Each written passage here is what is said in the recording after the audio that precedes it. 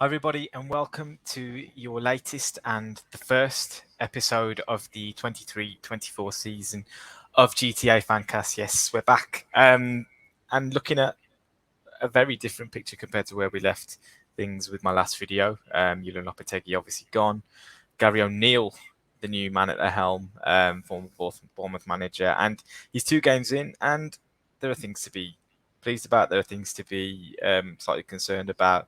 But we're just going to look at the Brighton fixture to begin with. I did a bit of an encapsulation of things from the Manchester United game on Twitter, where you can go and find that at my Twitter handle there and have a look at that thread, which was a bit of detail on the Man United game where we obviously played really well and came out without anything to show for it, unfortunately. But we'll dive straight into the Brighton defeat, which was a heavy one ultimately, but some interesting things to take away from it to begin with. Now, I think we should start with what happened within the first minute of the game. This kind of set the tone for things, really, for me. You can see in these images here that we set up with a bit of an aggressive man-to-man approach, and I think there are pros and cons to this, but you see straight away some of the limitations of it. Jason Steele, obviously a really competent keeper with the ball at his feet, starts with it, moves the ball out to Lewis Dunk, and we're asking our centre halves to be really aggressive and really tight to their man in particular. And the ball comes into Julio Enciso and Craig Dawson, for all his gifts. I think he's not necessarily the man to be tasked with a really aggressive man marking job on a nimble, kind of talented, fleet-footed forward, and we saw straight away him get turned and Brighton break into the space. Now, no issues with what actually came of that attack in terms of Neto recovering, giving a foul away, quite unfortunately in that situation. But as I said, it kind of set the tone for the way the game was going to go, and immediately it set our stall out as well. So Brighton, a team that we know has a lot of talent in possession of the ball, very interesting team in open play and from kind of goal kick situations and things like that as well.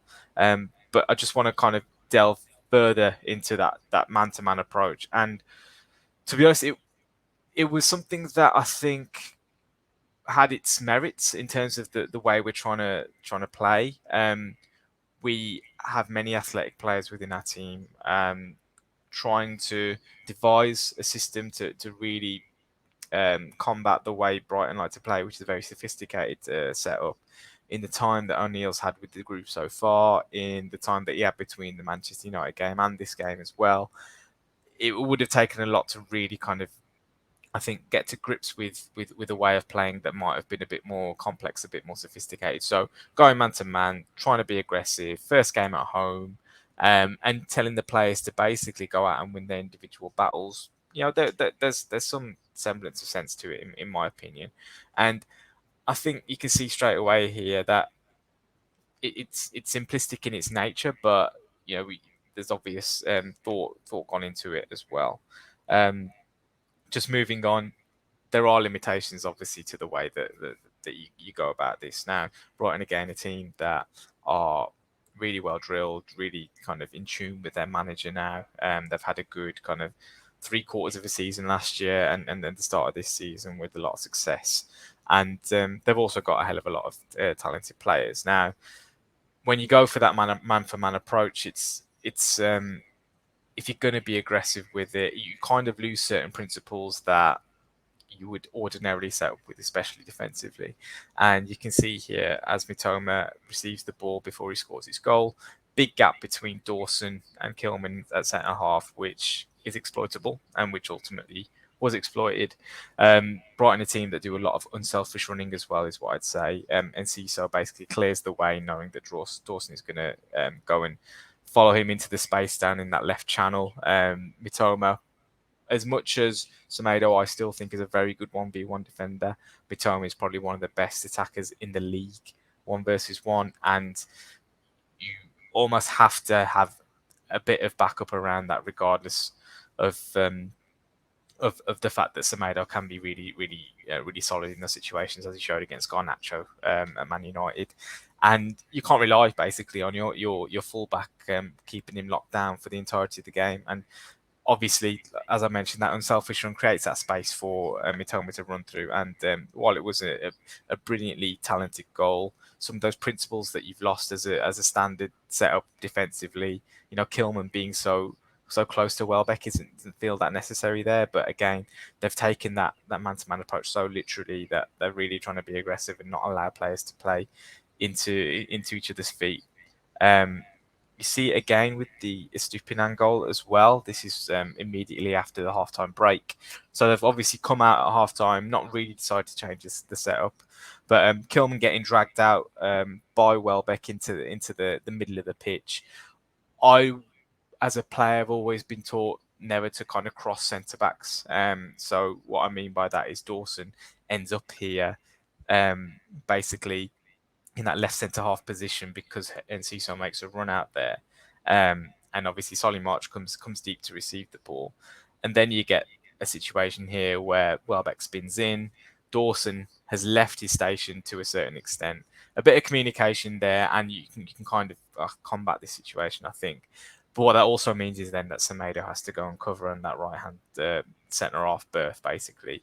Welbeck then gets on the end of the ball. He's quick, he's got good movement, and he's got the upper hand on Kilman in that situation. And then obviously you get the overload in Semedo's slot where they end up scoring the goal from. So, like I say, it's has its merits, but when you come up against a team that is as well drilled and interesting with their movement as Brighton can be, and again, the real key for me is unselfish running, right? You need players who are willing to basically sacrifice themselves within attacking moves in order to pull defenses apart and then benefit from that as they did in those situations. I'm going to move on to Brighton playing out from the back. This is the one thing that I think Brighton excel at above any other team in the league, basically. They're very extreme with it, but Roberto Zerbi basically treats these situations as set-piece routines almost. And what we try to do, again, with that man-to-man approach is be aggressive and be front foot. I've highlighted here Gomez and Lamina, who have stepped up as far as they can, really, in terms of against their central midfield opposition players. And what that has caused, obviously, you've almost got a back four there with the two centre halves and the two central midfielders. The fullbacks have spread out wide to receive the ball, and essentially it leaves a chasm of space in front of our centre half in which the Brighton strikers can drop into and receive. Now, in this situation, the pass wasn't necessarily ideal from Jason Steele into NC, so it came at head height. But we saw this on numerous occasions throughout the game, and Suso receiving the ball to feet. Dawson, whilst he's aggressive aerially and really good attacking the ball when the ball is at head height, I think on the ground he leaves a hell of a lot to be desired. And he was really showing up in this game. And it was maybe a misprofiling of the centre halves that we have at our disposal. Maybe in hindsight, we'd have gone with Totti Gomez if we were going to play this way against a talented group. And not ask Dawson to kind of basically do a job that he's not suited to. And you can see straight away that box I've created, there is a chasm of space, as I mentioned. Two Brighton players within it, one Wolves player. As long as they're technically secure, and I think this is a big thing in terms of whilst Brighton play this way, if they start losing balls, bad touches, misplaced passes, all that sort of stuff, it all crumbles. But they're really, really solid in this part of the pitch in terms of allowing their strikers to be really secure in possession. Again, another situation in the second half where you've got Nunes now playing alongside Lamina. And you can see, again, really aggressive positioning. I think at this point it's probably 4-0, having made the substitutions. But similar scenario has arisen. Actually, in this case, Totti doesn't actually follow in Evan Ferguson. It turns out to be all the way into that spot. But the interesting bit for me is Pascal Gross. Literally, all he has to do is move slightly to his left. Lamina's focus is dragged away by that, and then it creates that channel for Jason Steele to play the ball into Evan Ferguson. So, like I say, really, really interesting team to play against. But as I mentioned, a lot of this came down to individual errors. You could see them defensively, but other things in terms of keeping possession of the ball, making sure that when the ball comes up to strikers, it's kept. we really kind of were found wanting in that situation here. So missed controls of the ball, we're obviously well above Brighton on that front. The number of times we were dispossessed, we're above Brighton again. Blocked passes, and there are a number of situations I think where we transitioned well and we carried the ball into good areas of the pitch, and then the last pass was just lacking a lack of composure. And I think that happens when you're playing against a team who is keeping plenty of the ball, who is running rings around you, basically. Lots of bypassing of our press. When you do regain possession, there's an angst, there's an anxiety around it, and a lack of composure, basically. And we found ourselves in a number of situations where we suffered from a lack of composure and a lack of good decision making.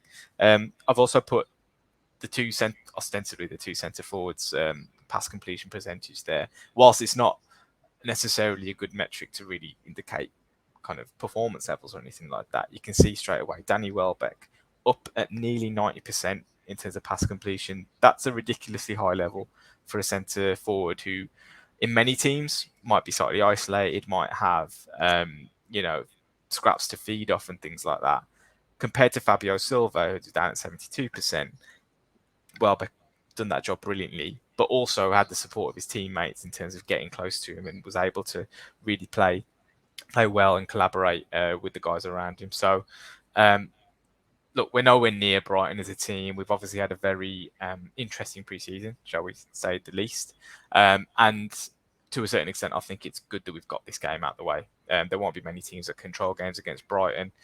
Obviously, our chance conversion was a problem within this again, but whilst we continue to create chances, whilst we continue to be aggressive, I think it'd be really disappointing if we were to kind of step away from that approach as we enter a couple of games that I think are very, very winnable at the very least. So hopefully against Everton, we continue to see that aggression, continue to see that front foot approach, and continue to see that chance creation as well.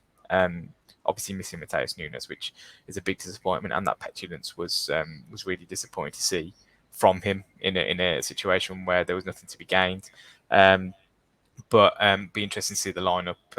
Pat Swan coming in, who's been promising off the bench in the two games so far, and hopefully pull out a positive result again against Everton at Goodison Park.